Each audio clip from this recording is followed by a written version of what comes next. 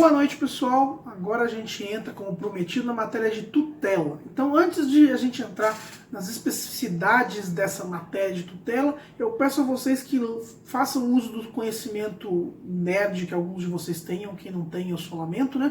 E lembram que tutela é o caso do Batman, o Bruce Wayne, né? O Bruce Wayne perdeu os pais com 9 anos, eles foram assassinados na saída do cinema ou do teatro, se você for pegar as histórias mais antigas, e ele teve que ser criado pelo mordomo Alfred, porque não tinha outra pessoa, não tinha parente. Foi um caso de tutela. O Alfred foi o tutor do Bruce Wayne, que depois virou o Batman.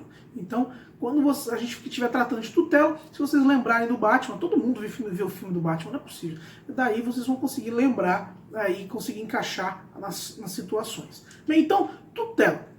Maria Helena Diniz, ela qualifica a tutela como um conjunto de direitos e obrigações conferidos pela lei a um terceiro, para que proteja um menor não emancipado e que não se ache sob poder familiar, administrando seus bens e representando e assistindo nos atos da vida civil. Então, essa pessoa, o tutor ou tutora, né, no caso, pode ser homem ou mulher, vai criar uma criança e adolescente como se fosse dele, mas sem ter o poder familiar, porque afinal de contas ele não é pai, ele não tem poder familiar, ele é tutor, e ele vai administrar também os bens desse menor. A tutela é considerada um munus público, porque é uma atribuição imposta pelo Estado para atender a interesses públicos e sociais, porque é importante que essa criança seja educada. Alguém tem que ser o agente socializador dessa criança. Se você não consegue, eventualmente, entregar a adoção, ela pode ter um tutor. Nada impede que esse tutor faça cumpra o mesmo papel que os pais. A doutrina mais moderna hoje critica o fato de que a tutela é deferida a uma pessoa só e não a um casal. Faria mais sentido que poderia ser deferida ao casal e não só a uma pessoa. Às vezes o tutor pode ser casado, não vem ao caso, mas o ponto é que se o tutor for casado, ainda assim a tutela é de uma pessoa só e não do casal. Se o tutor fosse casado, poderiam ser os dois, né? Poderiam. Quem sabe um dia a gente tem essa alteração legislativa.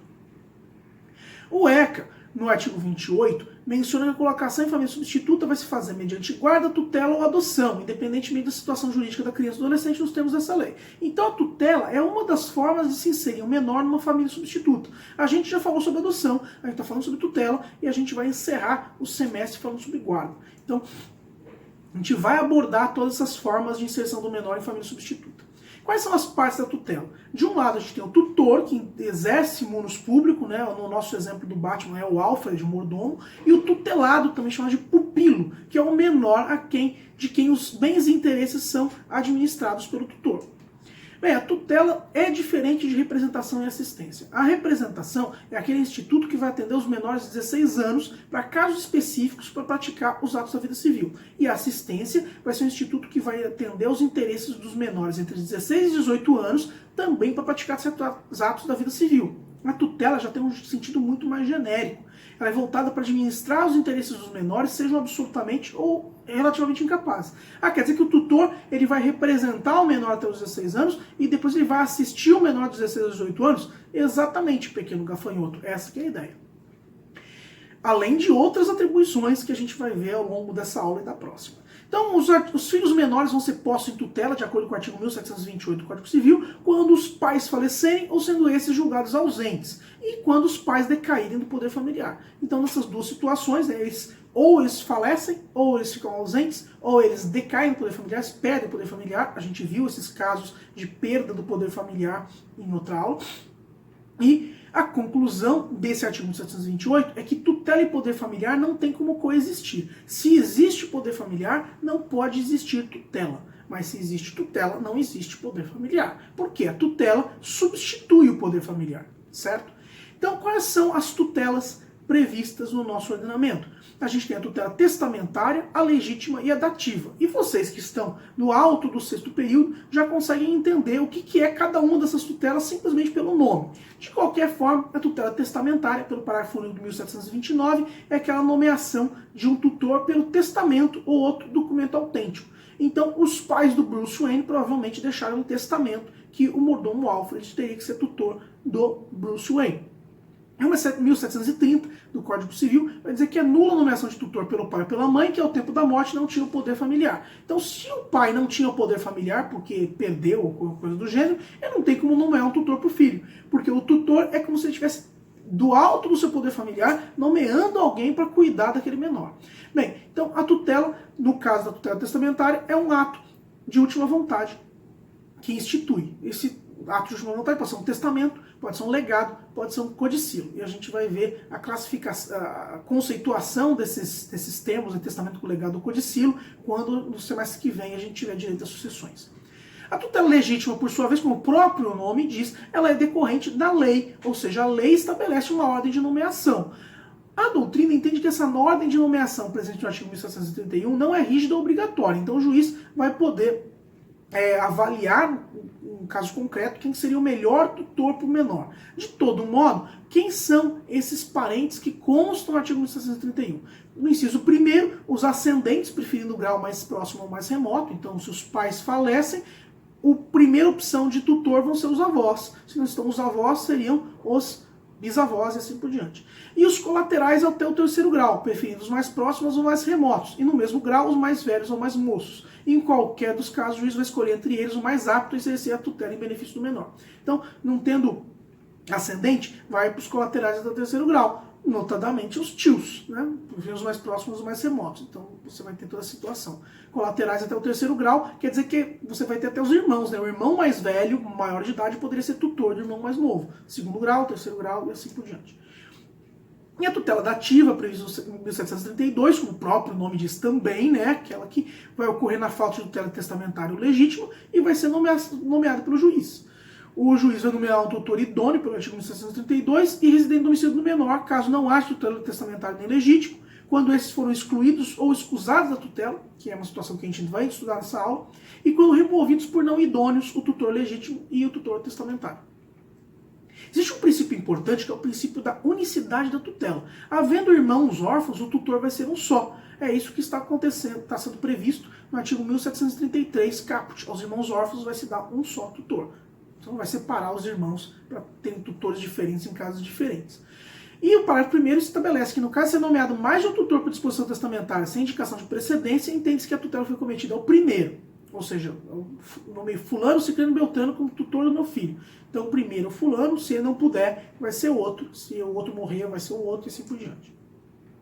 Também tem a ideia do curador especial, que é uma situação diferente da tutela. O parágrafo 2º do artigo 733 vai estabelecer que quem institui um menor herdeiro ou legatário seu pode nomear um curador especial para os bens deixados, ainda que o beneficiário se encontre sob poder familiar ou tutela.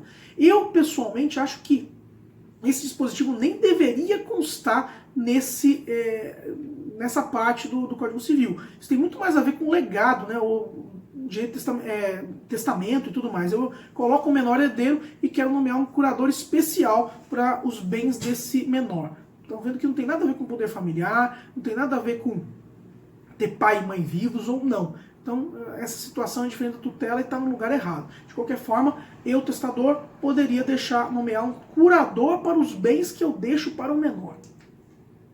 E quando as crianças não têm pais, né? O artigo 1734 fala das crianças e adolescentes cujos pais forem desconhecidos, falecidos ou que tiverem sido suspensos ou destituídos do poder familiar, vão ter tutores nomeados pelo juiz ou incluídos em programas de colocação familiar na forma prevista pelo ECA.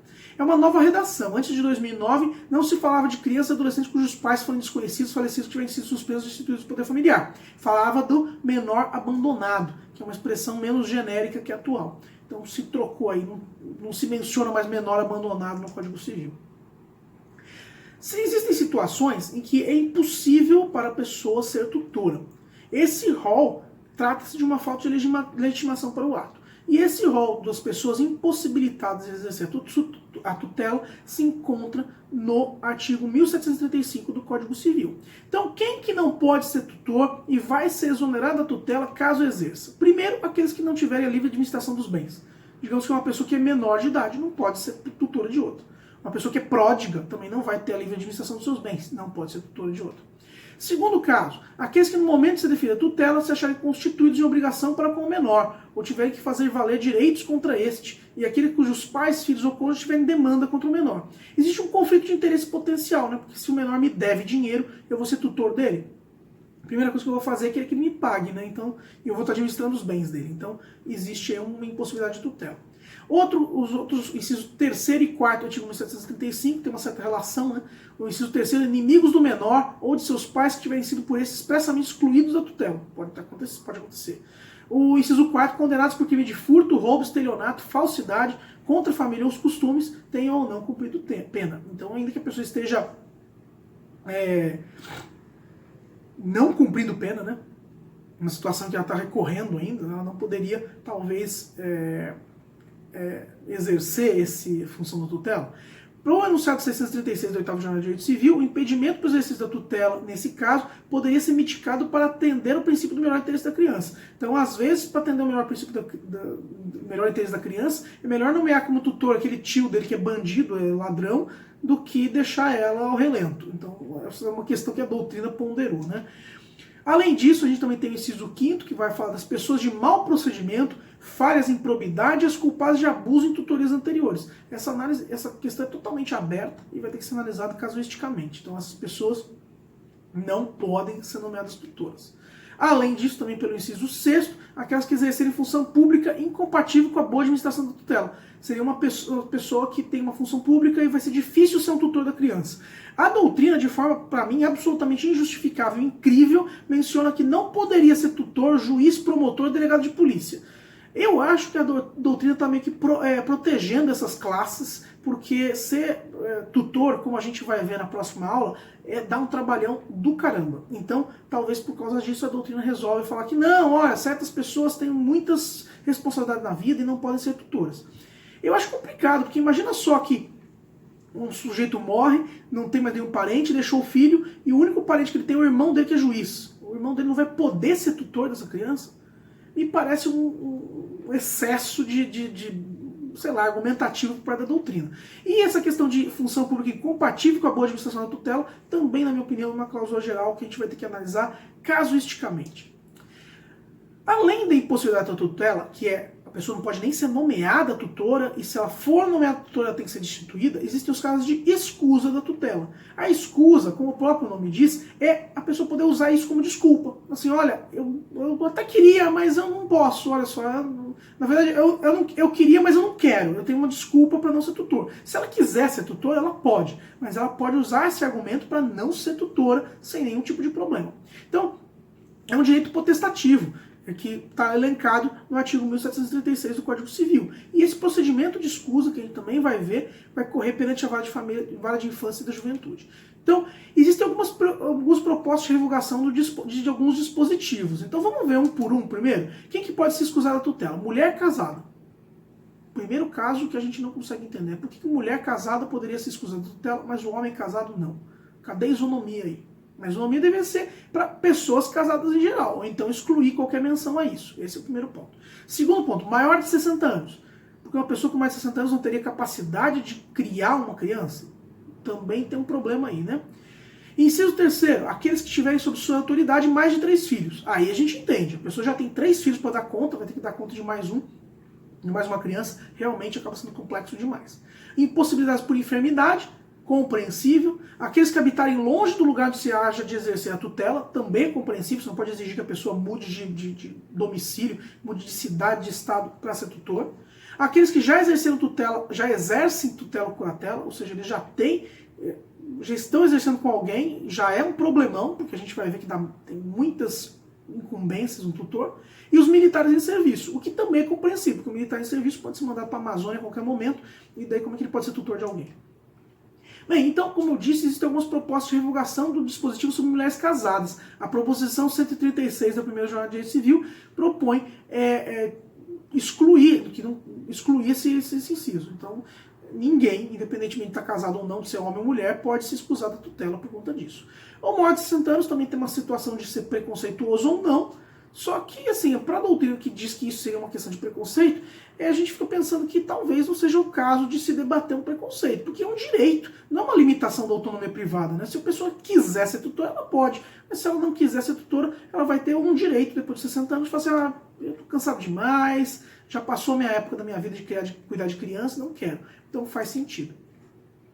O artigo 1737 traz a ideia da recusa da tutela por estranho, que é que quem não for parente do menor não pode ser obrigado a aceitar a tutela se houver no lugar parente idôneo, consanguíneo ou afim em condições de exercê-la. Quer dizer que se alguém me nomeia como tutor de alguém em testamento e eu não sou parente dessa pessoa e essa criança tem parentes, eu posso falar assim, eu sou estranho, eu não sou parente do menor, tem avô, tem tio, tem irmão mais velho, coloca eles como tutor, então poderia ter essa escusa também.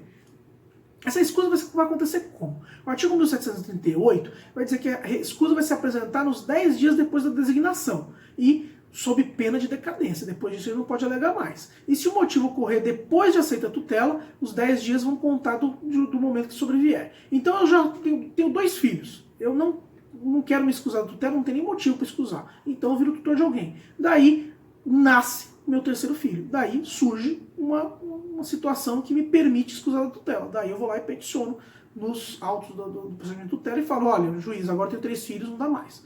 Então, essa que é a ideia. O prazo do Código de Processo Civil de 73 é de 5 dias. O de 2002 alterou para 10. E o CPC de 2015 alterou de novo para 5 dias, porque processualistas e civilistas, pelo visto, não gostam de conversar entre si. Né? E o CPC de 2015, sendo uma norma mais nova, vai prevalecer sobre o Código Civil de 2002. Ainda sobre a questão do procedimento de escusa, né, finalizando a aula de hoje, o artigo 1739 diz que se o juiz não admitir a escusa, vai o nomeado exercer a tutela, enquanto o recurso não tiver provimento, e vai responder desde logo pelas perdas e danos que o menor venha a sofrer. Então, veja só, o juiz pode não aceitar a escusa, a pessoa vai apelar disso, isso vai ser analisado no tribunal, mas nesse meio tempo ele vai ter que exercer essa tutela. Porque o menor não pode ficar sem tutor. Existe uma questão aí de princípios conflitantes e o princípio do melhor interesse da criança ou do adolescente prevalece sobre a liberdade individual num caso desses. Certo, pessoal? Na próxima aula a gente vai falar sobre como se dá o procedimento de nomeação de tutor. Bons estudos e até a próxima aula.